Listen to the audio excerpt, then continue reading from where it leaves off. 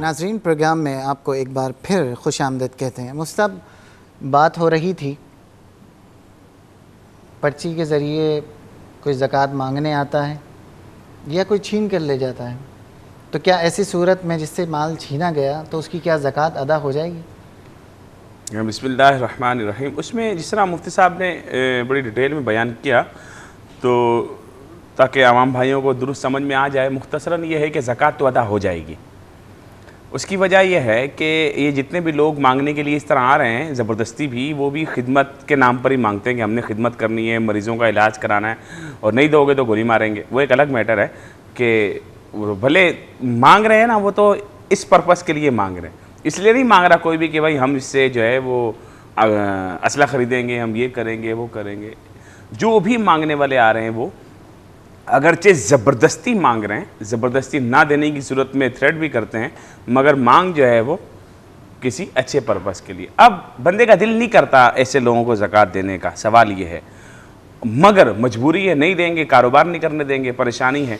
तो ऐसे लोगों को अगर उसने ज़कात के पैसे दिए और देते वक्त नियत कर ली कि हाँ ज़कात ही की नियत की, तो उसकी नियत की वजह से उसकी ज़कात अदा हो जाएगी।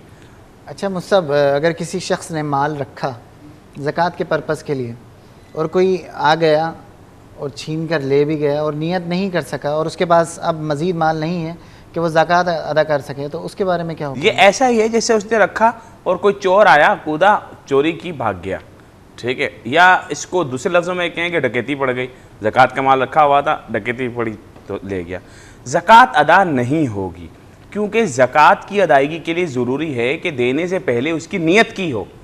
जब आप दे रहे हैं, अगर किसी ने माल ही इस नियत से रखा कि ये ज़कात का पैसा है, नहीं, ज़कात का पैसा चोरी हो गया तो वो चोरी हो गया, अब वो ज़कात, ऐसा नहीं है जो चोरी हो गया वो ज़कात में गया, ऐसा हम नहीं कह सकते हैं। वो ज़कात अदा नहीं होगी। ज़कात अदा होने के लिए सूरत यही है कि आप बनियत ज़कात अदा करें, ठीक है। ठीक है। मुझसे आपकी जानिब आता हूँ कि माशरे को ज़कात की तरगीब देने के लिए क्या, यानी ऐसे कौन से पॉइंट्स हैं जो बताना चाहिए, ऐसे कौन से जो है वो डायलॉग हैं जो उनको कहना चाहिए या उनको किस तरीके से समझाना चाहिए कि आप ज़कात अदा करें और इसके बड़े फ़वाइद हैं, तो तरगीब के लिए ज़कात की क्या ज़रूरी है? पहली बात तो अभी इसी पे हमारे पहले भी आपसे सवाल हुआ था, तो उसमें यह है कि माल की हिफाजत हर सरमायादार चाहता है। तो सबसे पहली तरगीब का सबसे अच्छा अंदाज़ तो उनको यह है कि भाई अपने माल को महफूज करना चाहते हो तो ज़कात दे दो। दूसरी बात कि हर ताजिर अपने माल में इजाफ़ा चाहता है, तो ज़कात देने में आपके माल में इजाफ़ा भी है। हर शख्स चाहता है कि मुझे जहनी सुकून मैसर आए, टेंशन से मैं पाक हूँ, तो ये चीज़ भी ज़कात देने से आपको हासिल होगी। चौथा ये कि मेरे माल को कोई ज़बरदस्ती मुझसे छीन के ना ले जाए। तो अगर मुस्तहिक के ज़कात शख्स को पूरी ज़कात दी जाएगी तो मुआशरे में जो एक नफ्सा नफसी का आलम है, जो छीन झपट का माहौल है, वो कम होगा। एक गरीब आदमी को भी होगा कि ये अगरचे मालदार है, ये सरमायादार है, लेकिन ये मेरा ख्याल करता है, ये मेरे ऊपर भी खर्च करता है। तो हर शख्स जो है वो दूसरे के माल पे नज़र नहीं रखेगा।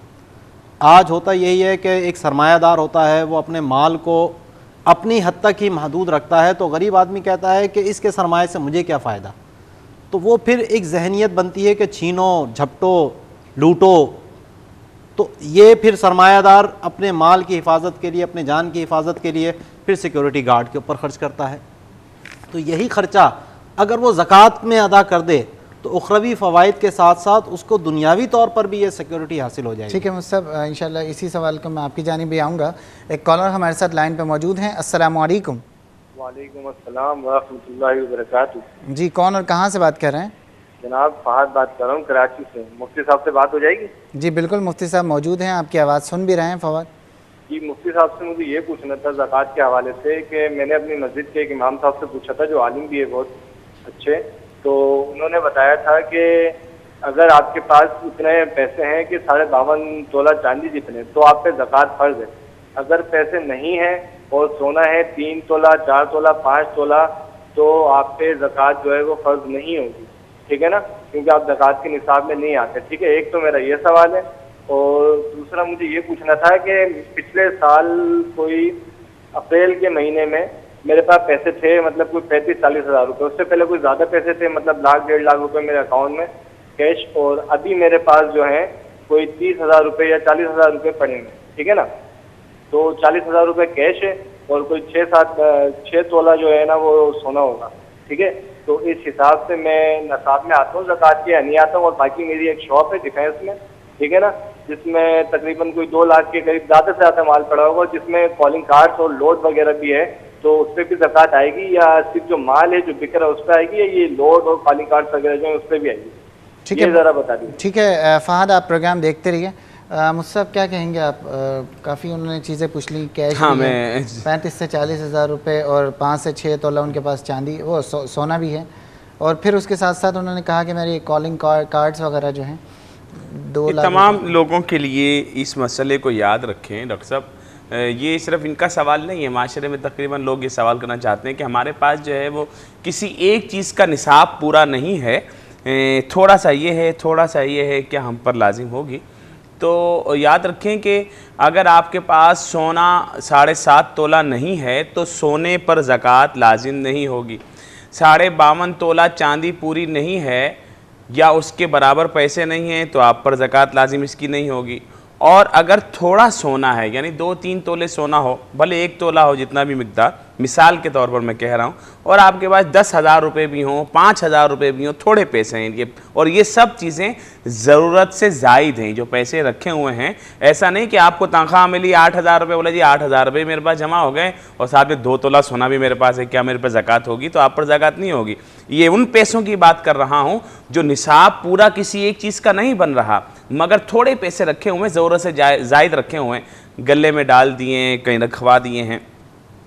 अब 2 चीज़ों को जब मिलाएंगे तो ये देखेंगे कि किस चीज़ का निसाब पूरा हो रहा है। मिसाल के तौर पर 1 तोला सोना है और 5,000 रुपये हैं। अब 5,000 रुपये भी ज़कात फ़र्ज़ नहीं होती, 1 तोला पे भी नहीं होती। अब इन दोनों को मिलाएं, इन दोनों को अगर हम मिलाएंगे तो सोना जो है वो 1 तोला भी 56,000 रुपये का और 5,000 रुपये इसके पास हैं, तो कुल मिलाकर जनाब ये बन गए इसके पास 62,000 रुपये। अब ये 52.5 तोला चांदी की मिकदार को पहुँचे कि नहीं पहुँचे? तो पहुँच गए। तो जब पहुँच गए तो अब ज़कात भी इस पर लाजिम हो गई। बात समझने की है कि अगर किसी एक चीज़ का निसाब पूरा नहीं है, 2 अलग अलग थोड़े थोड़े निसाब के वो हैं कि दोनों में ज़कात फ़र्ज़ नहीं हो रही, तो दोनों को मिलाएंगे और ये देखा जाएगा कि किस चीज़ का निसाब पूरा हो रहा है। अगर पैसों में निसाब पूरा हो रहा है तो इस पर ज़कात लाजिम होगी।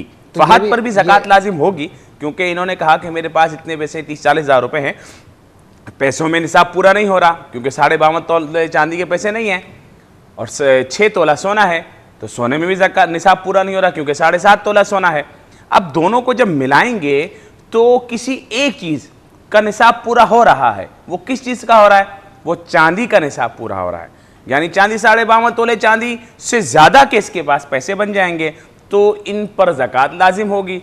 और जहाँ तक आपने अपनी दुकान का, शॉप का तस्करा किया, तो उसमें मेरे भाई जो चीज़ माले तिजारत है, यानी दुकान जो आपने एडवांस लिया है उस पर नहीं, जो आपने डेकोरेट किया है उस पर नहीं, जो अलमारियाँ बनाई हैं उस पर नहीं, जो चीज़ खरीदो फरोख्त हो रही है, जो चीज़ बिक रही है, वो कितनी मालियत की है, वो जितनी मालियत की होगी उसके ऊपर 40वां हिस्सा ज़कात लाजिम होगी। जो कॉलिंग कार्ड्स वगैरह उन्होंने कहे, तो वो तो कंपनी जो है वो आकर आपके दे देती है और फिर वो जितने सेल आउट होते हैं इतना अमाउंट वो ले जाती है। अगर कंपनी ने उधार दिए हुए हैं तो उन पर ज़कात नहीं होगी क्योंकि वो इसका माल ही नहीं है।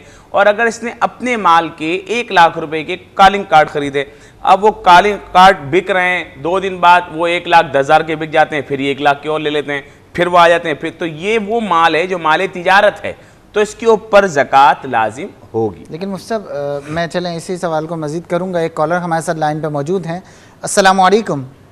सर। वालेकुम अस्सलाम। कौन और कहाँ से बात कर रहे हैं? आरिफ बोल रहा हूँ, कराची से लाली। जी फरमाइए आरिफ साहब, क्या पूछना चाहेंगे आप? सर मैं पूछना चाह रहा था सर, मेरी 2 बच्चे हैं, ठीक है, और वाइफ, और मेरे थोड़ा सा सर नौकरी में, मतलब पुलिस में हूँ सर, 22,000 तनख्वाह है, 22,000 के अलावा मेरे पास एक गाड़ी है जिससे मतलब कि भाई की भी है मेरी भी है, तकरीबन उसकी मालियत होगी सर 4-5 लाख रुपए। ठीक है। तो उससे सर ज़कात है गाड़ी पे? आप यानी आपकी ने बताया कि आपकी सैलरी जो है वो 20,000 रुपीज़ है। जी सर। ठीक है। आप सेविंग आपके पास है कुछ इस तरह? जी सर। कुछ आपने महफूज करके अमाउंट रखा है? सर अमाउंट मेरे पास नहीं है, मेरे पास बहुत होगा, एक सेट होगा वाइफ का 3 तोले का मुश्किल से, और बाकी जो है अमाउंट कुछ भी नहीं है। मेरे पास एक गाड़ी है जिसमें मतलब भाई सफ़र करते हैं। ठीक है। उससे सब ज़कात का पूछना चाह रहा था कि उस पे हैं सर। ठीक है, बहुत शुक्रिया आरिफ कॉल करने का। आप प्रोग्राम देखते रहिए। एक कॉलर और है हमारे साथ। अस्सलाम वालेकुम। वालेकुम अस्सलाम। जी, कौन और कहाँ से बात कर रहे हैं? मास बात कर रहा हूँ मैं नवाबशाह से। जी फरमाइए मास। जी, मुझे तरावी से मुतालिक सवाल पूछने थे कि किन सूरतों में सजदा साहब होता है, तरावी में और फराइज में कितनी ताखीर पर सजदा साहब हो सकता है? आप सजदा साहब जो है वो तरावी के हवाले से पूछ रहे हैं? तरावी के हवाले से भी और वैसे भी आम फराइज। ठीक है, इसके अलावा मजीद?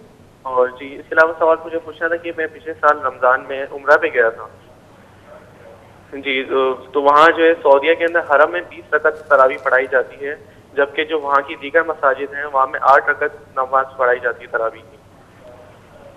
तो ये दोगलापन है यहाँ पे तरावी के हवाले से, तो इसके बारे में पूछना था मुझे। ठीक है, बहुत शुक्रिया माज। आप प्रोग्राम देखते रहिए। इंशाल्लाह आपके प्रोग्राम सवालात को प्रोग्राम में शामिल करने की कोशिश करेंगे, क्योंकि प्रोग्राम में वक्त हुआ है ब्रेक का। इंशाअल्लाह अज़ीज़ हम बहुत जल्द वापस आ रहे हैं।